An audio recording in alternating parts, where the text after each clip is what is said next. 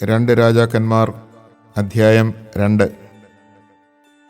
കർത്താവ് ഏലിയായെ സ്വർഗ്ഗത്തിലേക്ക് ചുഴലിക്കാറ്റിലൂടെ എടുക്കാൻ സമയമായപ്പോൾ ഏലിയായും എലീഷായും ഗിൽഗാലിൽ നിന്ന് വരികയായിരുന്നു. ഏലിയ എലീഷായോട് പറഞ്ഞു, ദയവായി ഇവിടെ നിൽക്കുക, കർത്താവ് എന്നെ ബഥേൽ വരെ അയച്ചിരിക്കുന്നു. എന്നാൽ എലീഷ പറഞ്ഞു, കർത്താവിനെയും അങ്ങയെയും സാക്ഷിയാക്കി ഞാൻ പറയുന്നു, ഞാൻ അങ്ങയെ വിട്ടുമാറില്ല. അങ്ങനെ അവർ ബഥേലിലേക്ക് പോയി. ബഥേലിലുണ്ടായിരുന്ന പ്രവാചകഗണം എലീഷായോട് പറഞ്ഞു, കർത്താവ് നിന്റെ യജമാനനെ ഇന്ന് നിന്നിൽ നിന്ന് എടുക്കുമെന്ന് നിനക്കറിയാമോ? അവൻ പറഞ്ഞു, ഉവ്വ്, എനിക്കറിയാം. നിശബ്ദരായിരിക്കുവിൻ. ഏലിയ എലീഷായോട് പറഞ്ഞു, ദയവായി ഇവിടെ നിൽക്കുക, കർത്താവ് എന്നെ ജെറീക്കോയിലേക്ക് അയച്ചിരിക്കുന്നു. അവൻ പ്രതിവചിച്ചു, കർത്താവിനെയും അങ്ങയെയും സാക്ഷിയാക്കി ഞാൻ പറയുന്നു, ഞാൻ അങ്ങയെ വിട്ടുമാറില്ല. അങ്ങനെ അവർ ജെറീക്കോയിലെത്തി. ജെറീക്കോയിലുണ്ടായിരുന്ന പ്രവാചകഗണം എലീഷായോട് പറഞ്ഞു, കർത്താവ് നിന്റെ യജമാനനെ ഇന്ന് നിന്നിൽ നിന്നെടുക്കുമെന്ന് നിനക്കറിയാമോ? അവൻ പറഞ്ഞു, ഉവ്വ്, എനിക്കറിയാം. നിശബ്ദരായിരിക്കുവിൻ. അനന്തരം ഏലിയ എലീഷായോട് പറഞ്ഞു, ദയവായി ഇവിടെ നിൽക്കുക, കർത്താവ് എന്നെ ജോർദാനിലേക്ക് അയച്ചിരിക്കുന്നു. അവൻ പറഞ്ഞു, കർത്താവിനെയും അങ്ങയെയും സാക്ഷിയാക്കി ഞാൻ പറയുന്നു, ഞാൻ അങ്ങയെ വിട്ടുമാറില്ല. അങ്ങനെ ഇരുവരും യാത്ര തുടർന്നു. അവർ ഇരുവരും ജോർദാന് സമീപം എത്തിയപ്പോൾ പ്രവാചകഗണത്തിൽപ്പെട്ട 50 പേർ അല്പം അകലെ വന്നു നിന്നു. ഏലിയ മേലങ്കിയെടുത്ത് ചുരുട്ടി വെള്ളത്തിൽ അടിച്ചു. വെള്ളം ഇരുവശത്തേക്കും മാറി. ഇരുവരും ഉണങ്ങിയ നിലത്തുകൂടി അക്കരെ കടന്നു. മറുകര എത്തിയപ്പോൾ ഏലിയ എലീഷായോട് പറഞ്ഞു, നിന്നിൽ നിന്ന് എടുക്കപ്പെടുന്നതിന് മുമ്പ് ഞാൻ എന്താണ് ചെയ്തു തരേണ്ടത്? എലീഷ പറഞ്ഞു, അങ്ങയുടെ ആത്മാവിൻ്റെ ഇരട്ടി പങ്ക് എനിക്ക് ലഭിക്കട്ടെ. അവൻ പറഞ്ഞു, ദുഷ്കരമായ കാര്യമാണ് നീ ചോദിച്ചത്. എങ്കിലും ഞാൻ എടുക്കപ്പെടുന്നത് നീ കാണുകയാണെങ്കിൽ നിനക്ക് അത് ലഭിക്കും, കണ്ടില്ലെങ്കിൽ ലഭിക്കുകയില്ല. അവർ സംസാരിച്ചു കൊണ്ടുപോകുമ്പോൾ അതാ ഒരു ആഗ്നേയരഥവും ആഗ്നേയാശ്വങ്ങളും അവരെ വേർപെടുത്തി. ഏലിയ ഒരു ചുഴലിക്കാറ്റിൽ സ്വർഗത്തിലേക്ക് ഉയർന്നു. എലീഷ അത് കണ്ട് നിലവിളിച്ചു, എൻ്റെ പിതാവേ, എൻ്റെ പിതാവേ! ഇസ്രായേലിൻ്റെ രഥങ്ങളും സാരഥികളും. പിന്നെ അവൻ ഏലിയായെ കണ്ടില്ല. അവൻ വസ്ത്രം കീറി. അവൻ ഏലിയായിൽ നിന്ന് വീണുകിട്ടിയ മേലങ്കിയുമായി ജോർദാൻ്റെ കരയിൽ ചെന്ന് നിന്നു. അവനത് വെള്ളത്തിന്മേൽ അടിച്ചുകൊണ്ട് പറഞ്ഞു, ഏലിയായുടെ ദൈവമായ കർത്താവ് എവിടെ? അവൻ വെള്ളത്തിന്മേൽ അടിച്ചപ്പോൾ വെള്ളം ഇരുവശത്തേക്കും മാറി. അവൻ കടന്നുപോയി. ജെറീക്കോയിലെ പ്രവാചകഗണം എലീഷായെ കണ്ടപ്പോൾ ഏലിയയുടെ ആത്മാവ് എലീഷായിൽ കുടികൊള്ളുന്നു എന്ന് പറഞ്ഞു. അവർ അവനെ താണു വണങ്ങി എതിരേറ്റു. അവർ അവനോട് പറഞ്ഞു, അങ്ങയുടെ ദാസന്മാരുടെ ഇടയിൽ 50 ബലവാന്മാരുണ്ട്. അങ്ങയുടെ യജമാനനെ അന്വേഷിച്ചു പോകുന്നതിന് അവരെ അനുവദിച്ചാലും. കർത്താവിൻ്റെ ആത്മാവ് അവനെ വല്ല മലയിലോ താഴ്വരയിലോ ഉപേക്ഷിച്ചിരിക്കാം. അവൻ പറഞ്ഞു, ആരെയും അയക്കേണ്ട. അവൻ സമ്മതിക്കുവോളം അവർ നിർബന്ധിച്ചു. അപ്പോൾ അവൻ പറഞ്ഞു, അയച്ചുകൊള്ളുവിൻ. അവർ 50 പേരെ അയച്ചു. അവർ 3 ദിവസം അന്വേഷിച്ചെങ്കിലും അവനെ കണ്ടെത്തിയില്ല. എലീഷ ജെറിക്കോയിൽ കാത്തു നിൽക്കുമ്പോൾ അവർ മടങ്ങി വന്നു.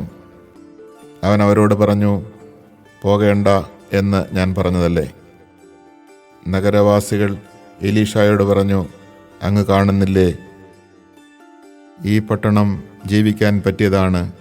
എന്നാൽ വെള്ളം മലിനവും നാട് ഫലശൂന്യവുമാണ്. ഒരു പുതിയ പാത്രം കൊണ്ടുവന്ന് അതിൽ ഉപ്പിടുവിനെന്ന് അവൻ പറഞ്ഞു. അവർ അങ്ങനെ ചെയ്തു.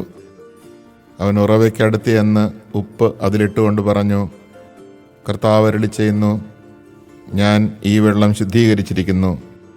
ഇനി ഇത് മരണത്തിനോ ഫലശൂന്യതയ്ക്കോ കാരണമാവുകയില്ല. എലീഷയുടെ വചനമനുസരിച്ച് ആ വെള്ളം ഇന്നും ശുദ്ധമാണ്. അവൻ അവിടെ നിന്ന് ബഥേലിലേക്ക് പോയി. മാർഗമധ്യേ പട്ടണത്തിൽ നിന്ന് വന്ന ചില ബാലന്മാർ അവനെ പരിഹസിച്ചു. കഷണ്ടിത്തലയ ഓടിക്കോ. അവൻ തിരിഞ്ഞു നോക്കി അവരെ കണ്ടു. കർത്താവിൻ്റെ നാമത്തിൽ അവരെ ശപിച്ചു. കാട്ടിൽ നിന്ന് 2 പെൺകരടികൾ ഇറങ്ങി 42 ബാലന്മാരെ ചീന്തിക്കീറി. അവിടെ നിന്ന് അവൻ കാർമൽ മലയിലേക്കും തുടർന്ന് സമറിയയിലേക്കും പോയി. Chapter 2.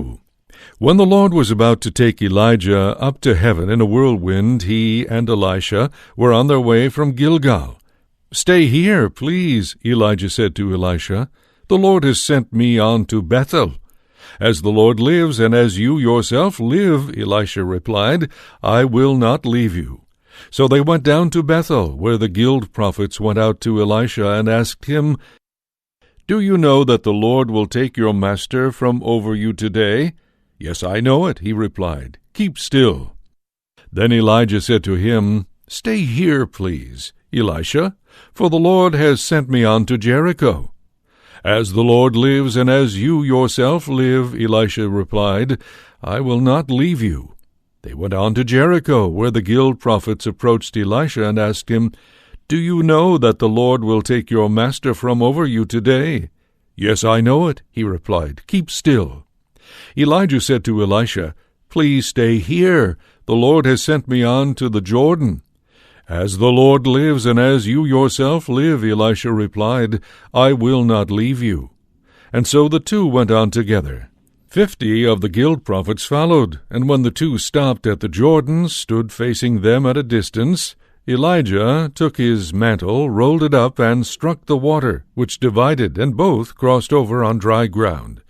When they had crossed over, Elijah said to Elisha, "Ask for whatever I may do for you before I am taken from you." Elisha answered, "May I receive a double portion of your spirit." "You have asked something that is not easy," he replied. "Still, if you see me taken up from you, your wish will be granted, otherwise not." As they walked on conversing, a flaming chariot and flaming horses came between them, and Elijah went up to heaven in a whirlwind. When Elisha saw it happen, he cried out, "My father, my father! Israel's chariots and drivers!" But when he could no longer see him, Elisha gripped his own garment and tore it in two. Then he picked up Elijah's mantle, which had fallen from him, and went back and stood at the bank of the Jordan. Wielding the mantle which had fallen from Elijah, he struck the water in his turn and said, "Where is the Lord, the God of Elijah?" When Elisha struck the water, it divided, and he crossed over. The guild prophets in Jericho, who were on the other side, saw him and said, "The spirit of Elijah rests on Elisha." They went to meet him, bowing to the ground before him. "Among your servants are 50 brave men," they said. "Let them go in search of your master. Perhaps the Spirit of the Lord has carried him away to some mountain or some valley." "Do not send them," he answered. However, they kept urging him until he was embarrassed and said, "Send them." So they sent the 50 men, who searched for 3 days without finding him. When they returned to Elisha in Jericho, where he was staying, he said to them, "Did I not tell you not to go?" Once the inhabitants of the city complained to Elisha, "The site of the city is fine indeed, as my lord can see, but the water is bad and the land unfruitful." "Bring me a new bowl," Elisha said, "and put salt into it." When they had brought it to him, he went out to the spring and threw salt into it, saying, "Thus says the Lord, I have purified this water. Never again shall death or miscarriage spring from it." And the water has stayed pure even to this day, just as Elisha prophesied. From there Elisha went up to Bethel. While he was on the way, some small boys came out of the city and jeered at him. "Go up, bald head," they shouted. "Go up, bald head." The prophet turned and saw them, and he cursed them in the name of the Lord. Then 2 she-bears came out of the woods and tore 42 of the children to pieces. From there he went to Mount Carmel, and thence he returned to Samaria.